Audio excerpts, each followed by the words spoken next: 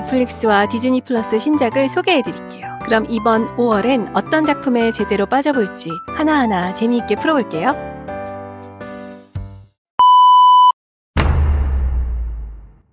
축하드립니다. 당신은 데블스 플래닛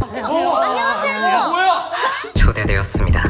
안녕하세요. 데블스 플랜의 두 번째 계획은 완전히 새롭고 더 위험할 것입니다. 감옥동은 거주 공간과 감옥 매치가 진행되는 데스룸으로 나누어져 있습니다. Let's go. 이제는 그럼 이 팀이 진짜 와해야. 다시는 결합 못해. 탈락이 문제가 아니라 우승하려고 오는 거죠. 감옥 가서 돌아와가지고 무조건 깨부실 거예요, 이거.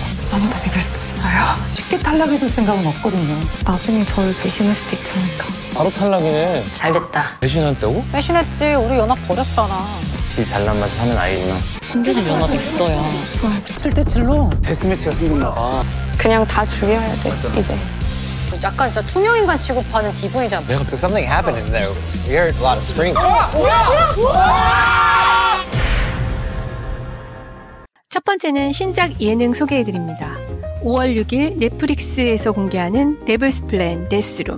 데블스 플랜 데스룸은 전 세계를 사로잡은 두뇌 서바이벌의 완성판이라 할 수 있습니다. 시즌1의 성공에 이어 시즌2에서는 감옥이라는 개념을 뛰어넘어 감옥동이라는 별도의 공간이 추가되면서 긴장감이 극대화되었습니다. 14명의 플레이어들은 7일 동안 합숙하며 최고의 브레인을 가리기 위해 협력과 배신, 전략과 심리전을 펼치게 됩니다. 특히 이번 시즌에는 전설의 바둑기사 이세돌, 헐리우드 배우 저스틴 H민, 인플루언서 정형규, 슈퍼주니어 규현, 아나운서 강지영, 배우 윤소희 등 각계각층에서 뛰어난 이들이 대거 참여해 더욱 풍성한 재미를 기대하게 합니다. 이번 시즌을 더욱 특별하게 만드는 인물, 바로 연출을 맡은 정종현 PD입니다. 그는 더 지니어스 시리즈를 시작으로 추리와 두뇌 플레이를 중심으로 한 독특하고 자극적인 예능 포맷을 개척해왔습니다. 그의 연출 스타일은 극한 상황에서 인간의 본성과 욕망을 끄집어내는 데 탁월하며 감각적인 편집과 치밀한 배경음악 사용으로 몰입감을 극대화하는 것이 특징입니다. 정종현 PD는 사람의 욕망이 드러나는 극단적인 상황을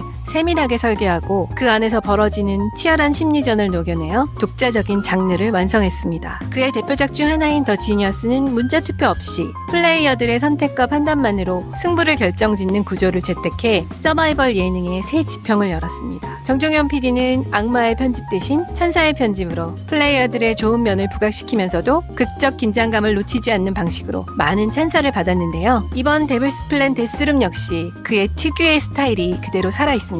감옥동이라는 새로운 설정은 기존 감옥 시스템보다 더 복합적인 감정과 전략을 요구하며 플레이어들은 생존을 위해 더욱 교묘하고 치열한 두뇌 싸움을 벌이게 될 것 같아요. 연합과 배신이 하루아침에 뒤바뀌고 그 누구도 믿을 수 없는 상황 속에서 오직 두뇌와 심리만이 살아남을 열쇠가 됩니다.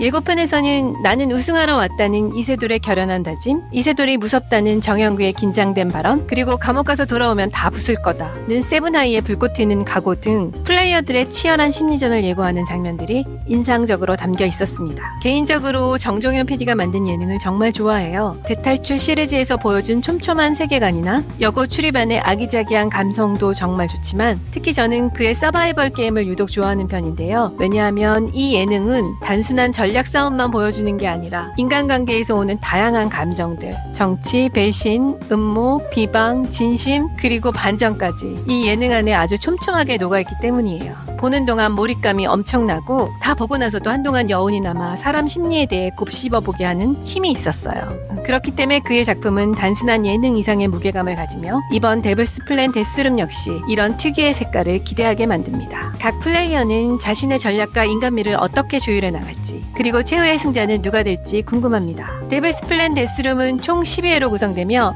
5월 6일 1화부터 4화까지를 시작으로 매주 순차 공개될 예정입니다. 시즌1이 공개 직후 한국 포함 23개국에서 탑10에 진입하고 글로벌 비영어권 TV 부문 3위를 기록하며 큰 인기를 끌었던 만큼 시즌2 역시 세계 시청자들의 주목을 받을 것으로 보입니다.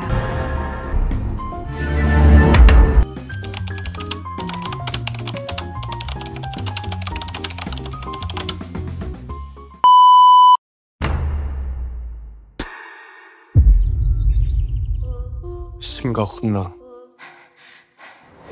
인쇄 올립니다. 그간 혼란을 자초했던 놈들이 어찌 되었는지는 아느냐? 만일 저자가 진정 진짜라면 대체 난 누구야? 가짜입니다. 모두에게 보여주거라. 네가 누구인지. 감히 함부로 했나? 내 누이를. 두 번째 신작은 드라마로 5월 16일 넷플릭스에서 공개되는 탕금입니다. 탕금은 조선시대를 배경으로 한 미스터리 멜로 사극입니다. 기존 사극의 틀을 깬 새로운 접근 방식으로 많은 기대를 모으고 있는데요. 특히 리디에서 연재 중인 동명 웹툰과 원작 소설을 기반으로 한다는 점에서 원작 팬들의 관심도 상당히 높은 상황입니다. 이야기는 조선 최대 상단을 이끌던 집안의 딸 제이, 조보아를 중심으로 펼쳐집니다. 어린 시절 이복 동생 홍랑, 이재욱이 실종되면서 이야기는 시작되죠. 그러던 어느 날 12년 만에 내가 바로 홍랑이라고 주장하는 한 남자가 그녀 앞에 나타나면서 모든 것이 뒤틀리기 시작합니다. 그의 말투, 눈빛, 행동은 예전과 너무 달라 제이는 쉽게 믿지 못합니다. 그러나 이상하게도 그와 함께할수록 알 수 없는 감정이 피어오르기 시작하죠. 동시에 제이 주변에는 조용히 그녀를 지켜봐온 양 오라버니, 무진, 정가람의 감정도 서서히 드러나 삼각관계의 긴장감이 고조됩니다. 이 드라마는 단순한 러브라인에 머물지 않고 정체성, 신뢰, 가족이라는 무거운 테마를 끌어와 진한 심리전과 함께 전개됩니다. 과연 돌아온 남자는 진짜 홍랑일까요? 아니면 무엇을 감추고 있는 걸까요? 시청자들은 제이의 눈을 통해 끊임없이 의심하고 추리하며 몰입하게 될 것입니다. 탕금은 또 섬세한 시대 재현에도 힘을 기울였다고 합니다. 화려하고 웅장한 조선시대 상단의 모습을 배경으로 그 속에 얽힌 인간 군상의 욕망과 감정선을 세밀하게 그려냅니다. 촬영과 미술, 의상까지 고증에 신경을 쓴 흔적이 곳곳에서 느껴진다고 해요. 특히 이재욱과 조보아의 케미 또한 기대가 큽니다. 이재욱은 환원에 이어 다시 한번 사극에서 깊이 있는 연기를 선보일 예정이며 조보아 역시 특유의 단단하면서도 섬세한 감정선을 보여주며 극의 중심을 이끌어갈 것으로 보입니다. 게다가 이 작품은 단순히 미스터리를 풀어가는 데서 그치지 않고 인간 내면의 외로움, 그리움, 갈망을 섬세하게 담아낸다는 점에서 깊은 여운을 남길 예정입니다. 탕금은 총 12부작으로 구성되어 있으며 원작 웹툰과 비교해 영상에서는 보다 밀도 높은 감정과 스릴을 선사할 계획이라고 하니 기대해도 좋을 것 같습니다. 시대극을 좋아하시는 분들은 물론이고 미스터리와 멜로의 묘한 조합을 좋아하시는 분에게도 적극 추천드립니다.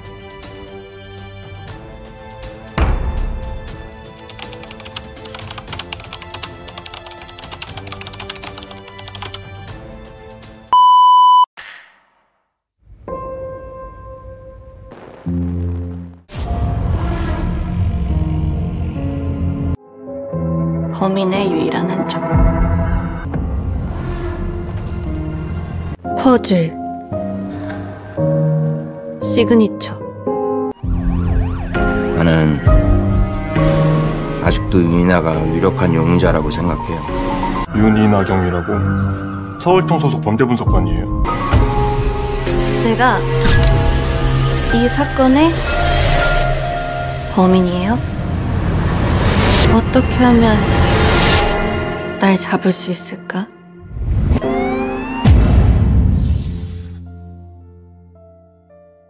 세 번째 신작은 드라마로 5월 21일 디즈니 플러스에서 공개되는 나인 퍼즐입니다. 나인 퍼즐은 미결 사건, 퍼즐, 심리전이라는 키워드를 기반으로 짜여진 고밀도 심리 추리 스릴러입니다.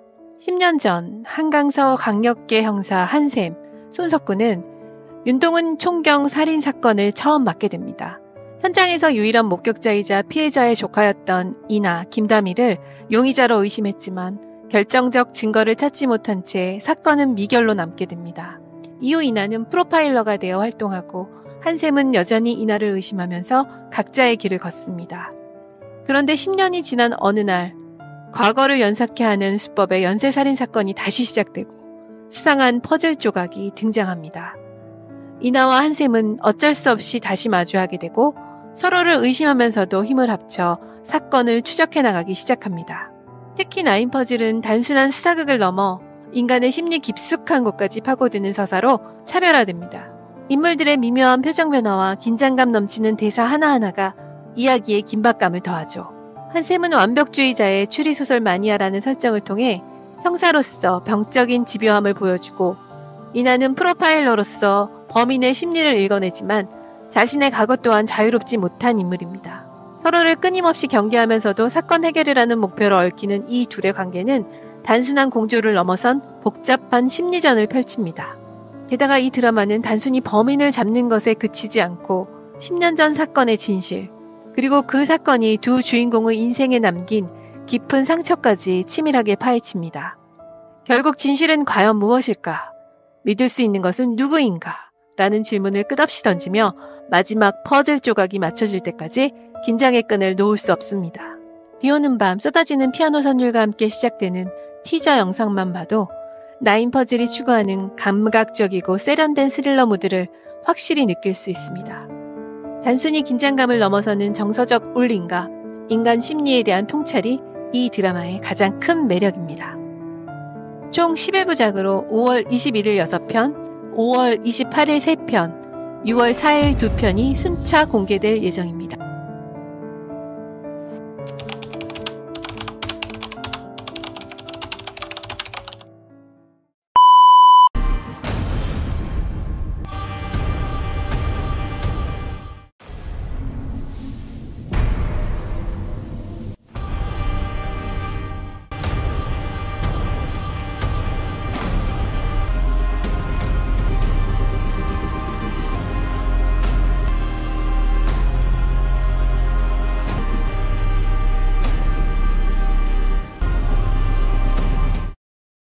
자, 이제 마지막으로 5월 20일 넷플릭스에서 볼 수 있는 애니메이션 아키라를 소개합니다.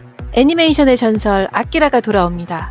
오토모 가츠히로 감독이 직접 원작 만화를 각색하고 연출한 이 작품은 1988년 일본에서 개봉되자마자 애니메이션의 역사를 다시 쓰게 된 기념비적인 작품입니다. 아키라는 1982년 고단샤의 영 매거진에 연재되었던 오토모 가츠히로의 동명 만화를 기반으로 제작되었습니다. 원작 만화는 당시 일본 사회의 불안과 급격한 도시화, 청년 세대의 소외와 반항을 반영하여 엄청난 인기를 얻었고 이를 직접 영화로 옮기기 위해 오토모 본인이 각본과 연출을 맡았습니다. 1980년대 후반 일본 애니메이션 업계는 텔레비전 중심의 한정된 제작 환경에 머물러 있었지만 아키라는 이 틀을 깨버렸습니다. 당시로서는 엄청난 제작비 10억 엔이 투입되었고 15만 장 이상의 셀 애니메이션, 327가지 채색, 사운드 녹음 후 작화에 맞춘 립싱크 기법 등 선진적인 기술이 총동원되었습니다. 특히 사운드 트랙은 전통음악과 전자음을 결합한 포스트 모던적 스타일로 제작되어 영화의 미래적 분위기를 완성했습니다. 아키라가 다루는 세계관은 2019년 제3차 세계대전 이후 재건된 네오도쿄를 배경으로 합니다. 권력과 부패, 사회적 불평등, 급진적 청년운동 등 복합적인 문제들이 얽혀있는 이 세계에서 초능력에 각성한 소년 테츠오가 폭주하면서 네오도쿄는 또 한 번 붕괴의 위기를 맞이합니다. 친구 카네다는 테츠오를 막으려 고군분투하며 인간성과 문명의 미래에 대한 깊은 질문을 던집니다. 특히 네오도쿄를 질주하는 오토바이 액션 장면, 테츠오의 신체가 통제 불능 상태로 변형되는 클라이맥스 장면 등은 당시 애니메이션뿐만 아니라 영화사 전체를 통틀어도 손꼽히는 명장면으로 평가받습니다. 아키라는 단순한 SF 액션을 넘어 인간 내면의 광기와 문명의 자멸, 그리고 새로운 시작에 대한 희망을 동시에 그려낸 수작입니다. 파괴를 통해 새로운 질서를 찾는다는 테마는 현대사회를 관통하는 메시지를 던지며 전 세계 관객들에게 강렬한 충격을 안겼습니다. 이 작품은 이후 수많은 크리에이터들에게 지대한 영향을 끼쳤는데요. 매트릭스의 워셔스키 자매, 다크나이트의 크리스토퍼 놀란 감독, 블레이드 러너의 리들리 스콧까지 아키라를 레퍼런스 삼았다고 밝혔을 정도입니다. 지금 와서 다시 보는 아키라는 단순한 과거의 걸작이 아니라 여전히 현대적이고 여전히 충격적인 메시지를 품고 있습니다. 5월 20일 넷플릭스를 통해 스트리밍되는 아키라를 꼭 다시 만나보세요. 미래를 꿈꿨던 과거가 오늘날에도 여전히 유효하다는 사실을 새삼 느끼시게 될 거예요.